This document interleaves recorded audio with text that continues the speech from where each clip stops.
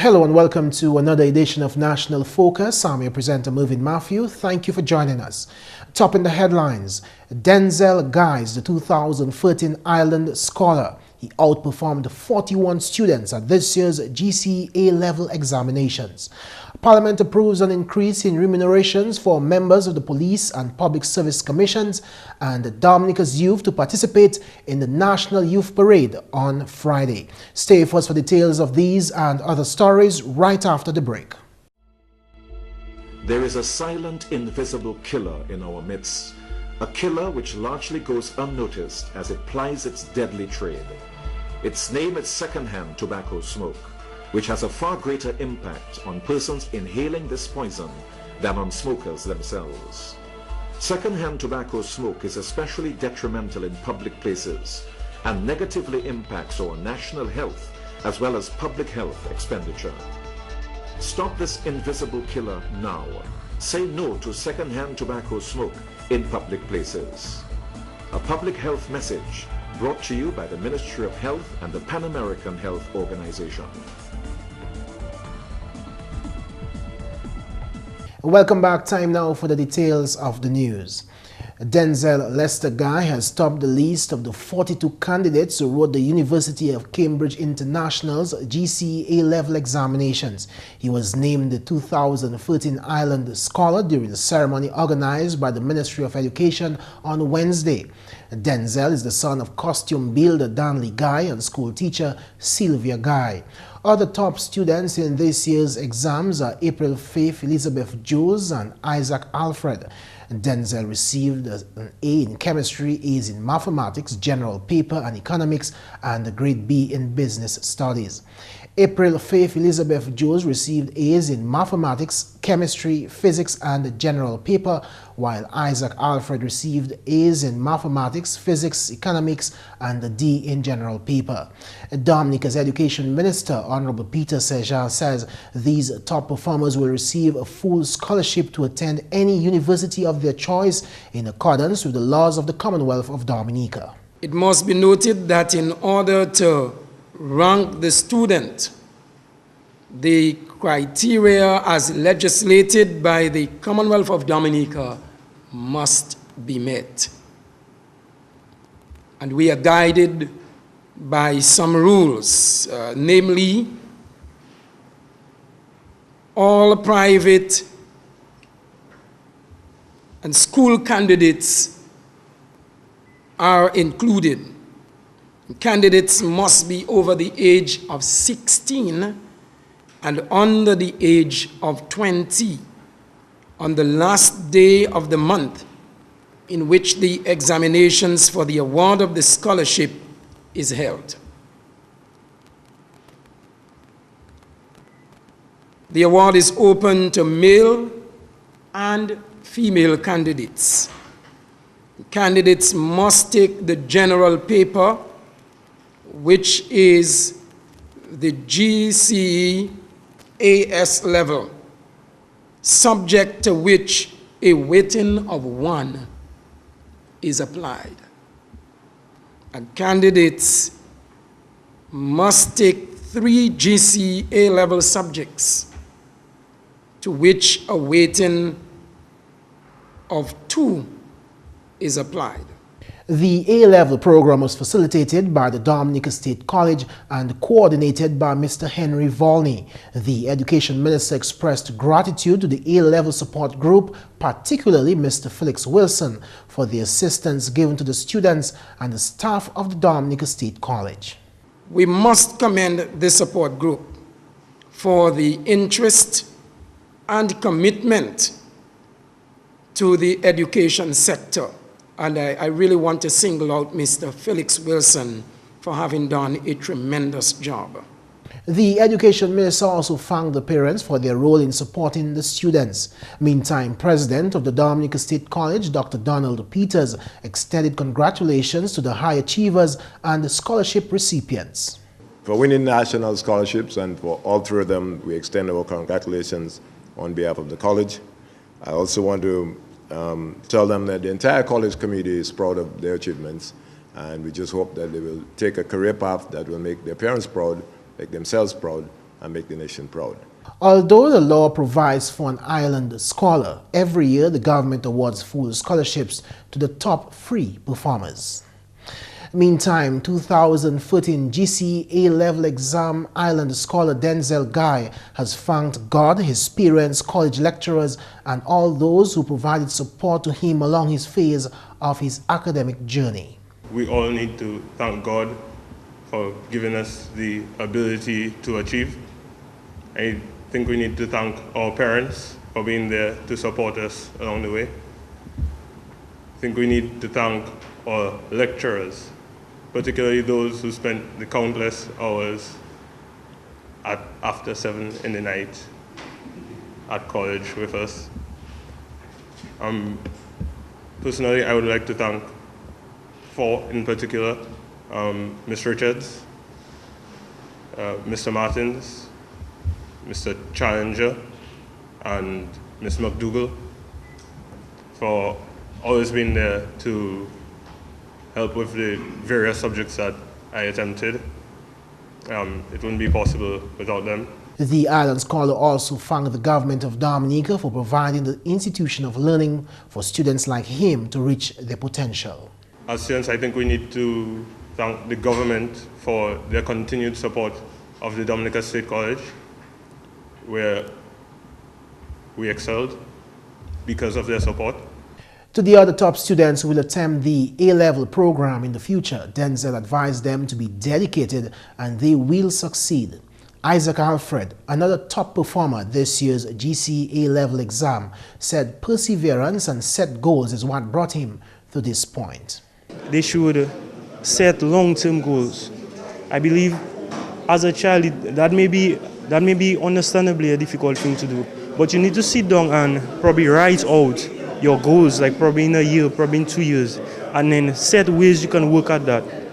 I instead need to graduate from college in 2 years and basically be at the point where I am now. And I saw the way I could do it and I worked at it, so they should do something similar. April Jones is very satisfied with her achievement. Well, I am very satisfied with my achievement because I know that I worked hard and I was very dedicated to my work, and I didn't let the work stress me out, but I just ensured that I did what I had to do so that at the end of the day I could come out with excellent results, as I did. In more news, plans by the Electoral Commission to begin issuing the multi-purpose identification card later this year are moving full steam ahead with the procurement of machinery for the introduction of the national identification cards. In 2012, the government of Dominica decided to implement national ID cards which would be used for voting purposes during general elections. The MPID project is part of a regional sub-project among OECS countries to integrate electronically government systems and services. The government of Dominica has spent over $2,414,266 on the procurement of machinery for the introduction of the cards. Prime Minister and the Minister for Finance, Honorable Roosevelt Skerrit, told Parliament on Monday that the majority of funding for the MPID is provided for under the World Bank. The Prime Minister said the card is intended to provide a unique means of identification for OECS citizens and one that is authentic and conforms to international standards. He added that the national ID card will also be used for voting purposes during general elections. The Electoral Commission is the body responsible for the issuance and administration of the MPID system in Dominica. Dominica's head of state, His Excellency Charles Savre, anticipates increased mutual cooperation with the establishment of the Kingdom of Norway's ambassador to Dominica, His Excellency John Peter Opdahl. Ambassador Opdahl arrived on the island on Wednesday and held a number of meetings before and after he presented his credentials to President Savre. At the President's office in Montrose, Ambassador Opdahl told Dominica's president that the Kingdom of Norway looks forward to the diplomatic works ahead.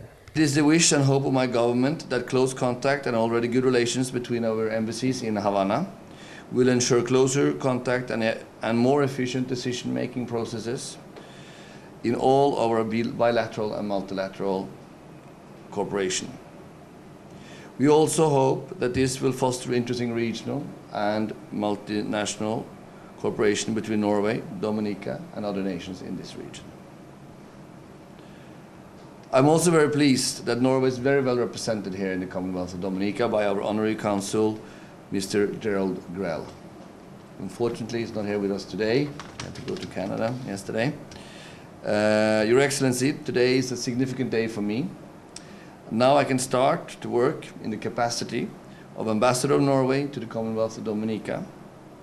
It is my hope that we will maintain our mutual trust and close relations, and that our cooperation in trade and investment will expand and continue in the years to come. His Excellency President Savary accepted the credentials, stating his wish to cooperate in the areas in which the Kingdom of Norway has proven its expertise. Since our two countries established diplomatic relations on the 26th of March 2001, these relations have been cordial, though not extensive. We are, however, aware of the wide expertise which your country possesses in the areas of renewable energy, more particularly hydroelectricity, fisheries, including aquaculture, information and communication technology, and your vast experience in offshore exploring for and extracting of oil and natural gas. It is my expectation that during your tenure, it may be possible to explore avenues of cooperation in these areas, as well as areas of health, education, culture, and the environment.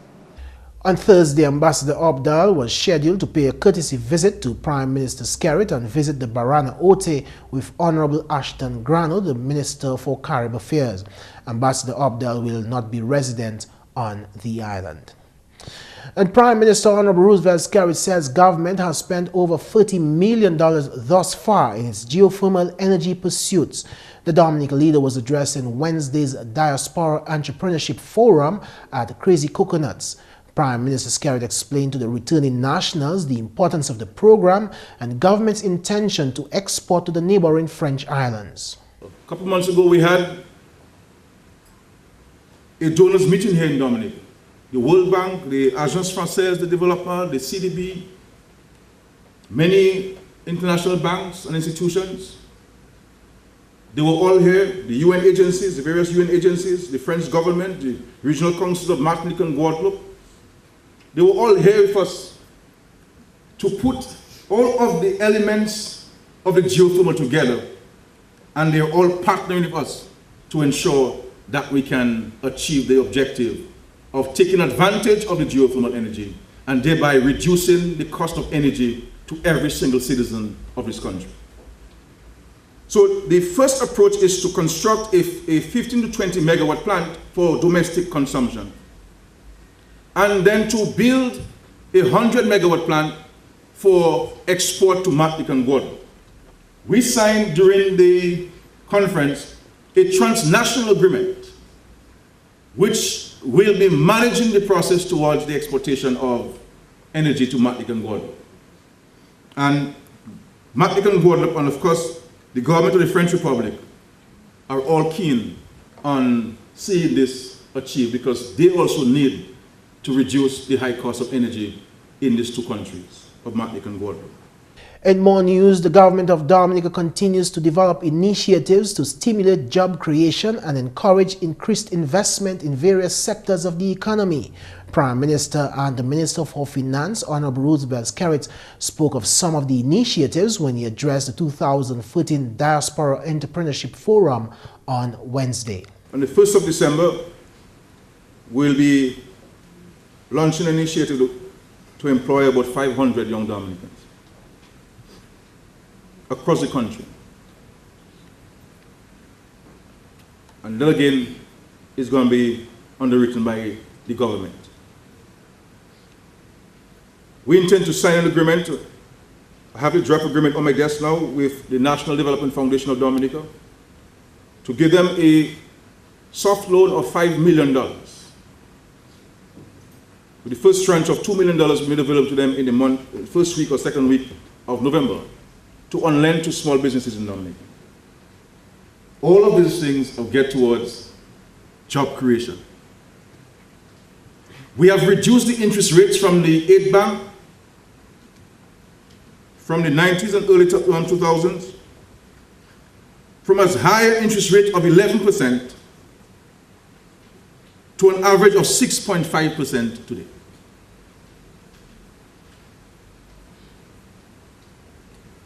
And you know, sometimes a 0.5% is a major reduction. It's a major reduction. So speak about it from 11 to 6.5. And this facility at the NDFD will not be more than 5%. Members of the police and the public service commissions are expected to earn better pay after Parliament approved an increase in their monthly allowances. The new perks would be backdated to November 1st, 2011. Prime Minister Honorable Roosevelt Skerrit told the House of Parliament this week that the increase in remuneration for these members is justified. This amendment is a very simple thing. These people, these commissioners, they provide excellent service to the country. They increase demands on them, and therefore they need to increase the remuneration provided to them. Meantime, Prime Minister Skerrit says the recruitment process for the new police officers continue to be stringent so as to ensure that the people of the highest integrity are brought into the police service. Somebody may have the academic qualifications, but in the investigation, Madam Speaker, the background check, Madam Speaker, there may be something which the police may have picked up that you and I do not know about. So, yes, the person might be looking well-shaved and so forth, Madam Speaker, has the O-levels required, dresses properly, Madam Speaker, but the person may have an issue that the police may have picked up. So you have that, Madam Speaker, so it's not about simply because somebody applied and the person has the 4 or 5 O-levels, that person automatically has to become a recruit.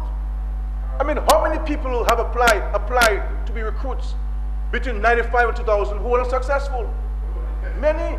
Prime Minister Skerrit indicated that in recent times the government has sought to encourage upward mobility of officers within the public and police service by creating close to 200 new positions. What we have done, Madam Speaker, what we have sought to do within the public and police service is to create more positions. So, for example, you would have had teachers teaching for 5 and 7 and 10 and 15 years and cannot get appointed. What we have done, Madam Speaker, to address this problem is to increase the number of teaching positions by over 100 positions, Madam Speaker, to get people appointed.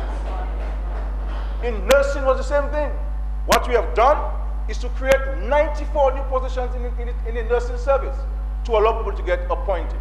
The quarantine department, Madam Speaker, there are people who've been working there for 25 years and cannot get appointed because they are non-established posts. By a decision of the cabinet, we created those posts in the quarantine department so those persons could be appointed. What we have done and we continue to do in the police service is to create more positions.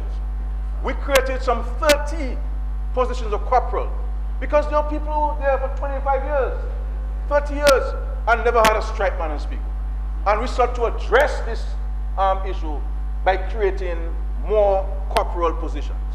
The Prime Minister also informed the House that plans are afoot to implement an exam for police corporals wishing to be elevated to the rank of sergeant. What is it to do, Madam Speaker, to address any semblance of the non-existence of fairness in any situation is to, or bias, is to now have exams. So a corporal who wants to get to sergeant position must sit an exam, and you go to the other positions, Madam Speaker, so that you qualify yourself fully.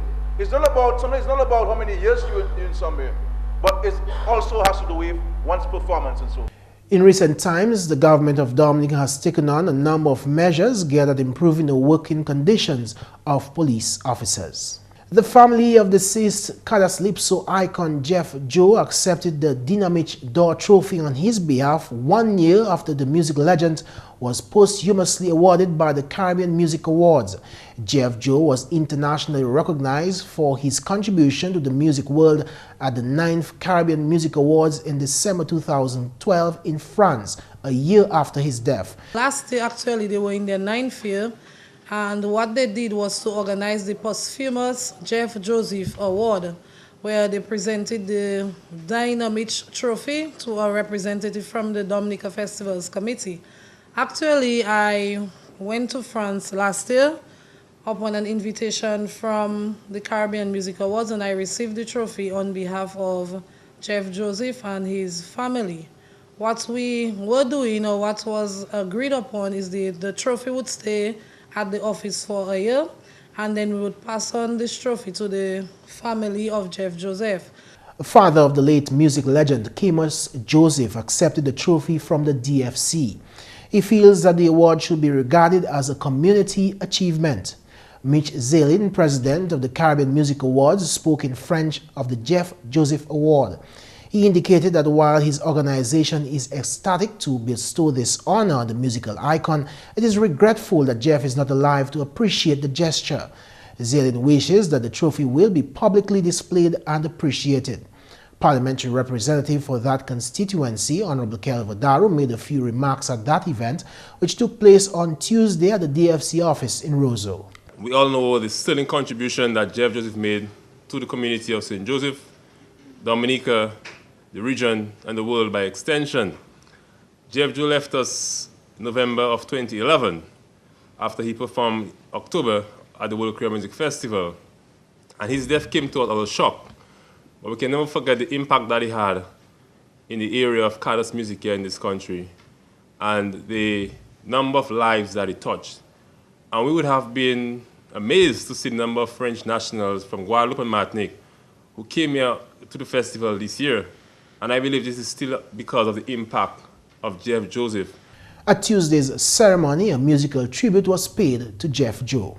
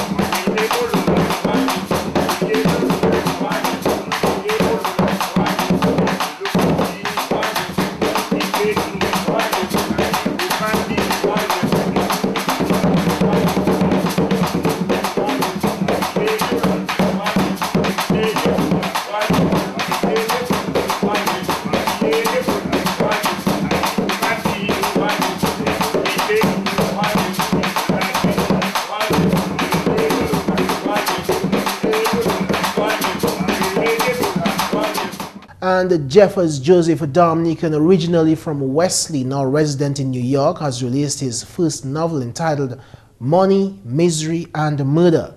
The former police officer who migrated to the U.S. said his love for mystery-type television shows such as Law and Order inspired him to write this novel. Looking at these shows, there was one theme. I tend to see one particular theme, and the theme is most of these cases, the victim almost always is affluent, and he almost always is murdered. So there's always one theme: wealth and death. The novel is based on a wealthy couple who engaged in a tangled web of infidelity, which resulted in deception and greed and ultimately ended in murder. Joseph said the popular sentiment that money, education, and affluence are the solution to people's problems is nothing but a myth. He says this point is clearly illustrated in his book. We have the misconception that money can only do one thing, and that's solve our problems. But that's not true. There's another side to money. It can cause your demise as well. And it is for this reason why I developed the story. I wanted to show how affluence can also be your demise. Joseph has completed his second novel, which is now in publication, and has just started working on his third novel, When Love Betrays. And before we leave, we wish to remind you that the Independence celebrations continue tomorrow, Friday, November 1st, with the staging of the National Youth Rally at the Windsor Park Stadium beginning at 9 a.m. At the youth rally, students from across the island will gather to participate in the traditional march past. A number of children will be awarded for their academic and sporting achievements. The country's Minister for Education and Human Resource Development, Honorable Peter Sejao, will address the youth.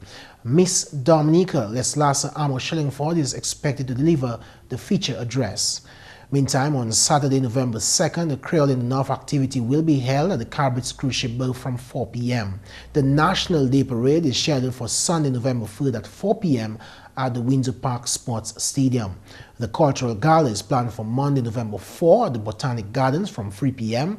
The 2013 Independence celebrations will culminate on Tuesday, November 5th with the National Day of Community Service, where all nationals have been asked to participate.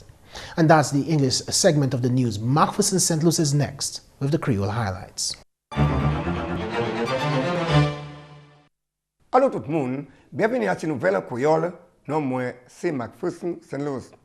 Premièrement, le gouvernement Dominica Labour Party bien assez track pour développer Dominique. Parole cela sorti du ministre de Diaspora, Honorable Dr. John Colin McIntyre, pendant qu'il a délivré l'adresse en forum où la cabinet est joint et puis Dominicain qui retourné pour célébration indépendante. Premier primaire parti politique à Dominique, c'est le Dominica Labour Party, et c'est Honorable Luce qui a voté pour avec nous tous là pour aider nous ensemble pour pousser Dominique.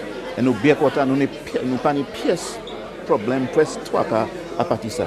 C'est les autres là, trois cas, ça c'est affaire, nous pas mêler tout ça, mais pour nous-mêmes à Dominique, pour Dominique Labour Party, et puis Premier ministre, et puis Tim Saïn là, ça c'est ça the Dream Team, un team qui est bien formidable pour pousser Dominique, pour lever Dominique. Et mon quota pour ça, et mon quota pour tout le monde qui a venu aujourd'hui à l'autre pays, Dominicain, l'autre pays qui vient aujourd'hui pour nous parler, pour nous interroger, pour nous voir ça nous ça fait. Et avec nous qui mettons l'argent ça, l'argent nous avons $8 million, 8 millions nous mettons à small business, nous avons $5 million nous mettons à NDFD, nous avons l'argent à bank, credit union là, à National Bank là, Dominica Social Security là, Customs là, manufacturing là, tous ces monde là qui bien sérieux, hotel, wellness, Glow, the Wasco, tout le monde qui bien sérieux, service industry, agriculture, tourism, tout le monde qui bien sérieux, you like nous avec nous quand mettre l'argent là, nous pousser Dominique. En autre nouvelle, State College Dominique annoncé résultat examination A-Level et puis Island Scholarship pour l'année 2013.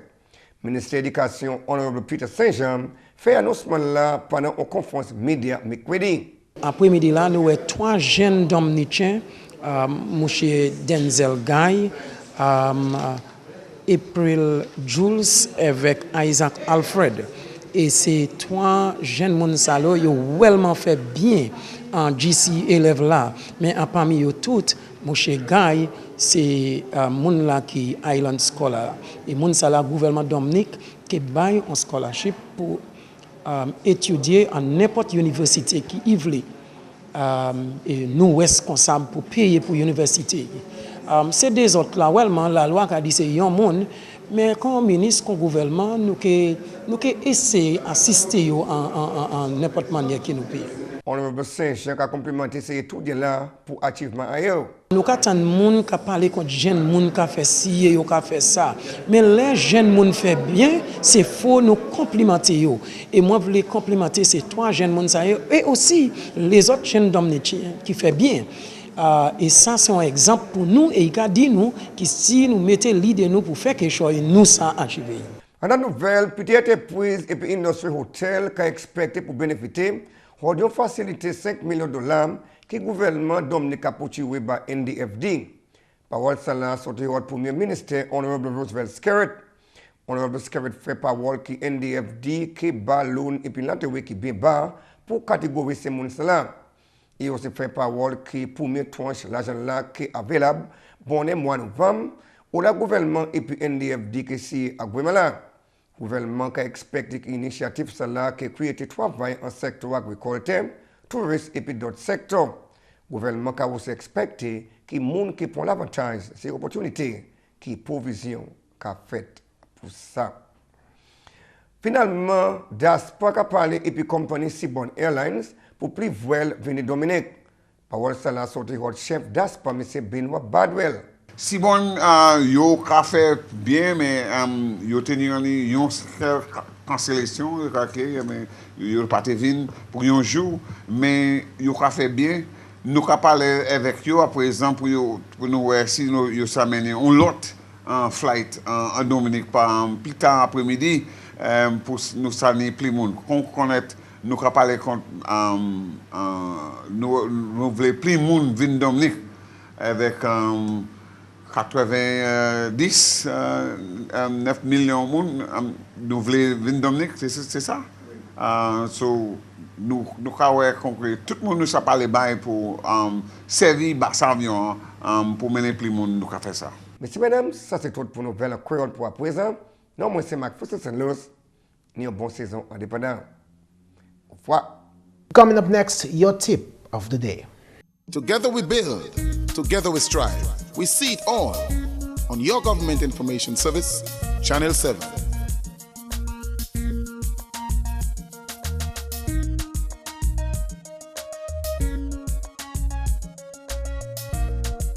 This is the Government Information Service, bringing you all that you need to know about all that's happening in your country's development. GIS, you and your channel.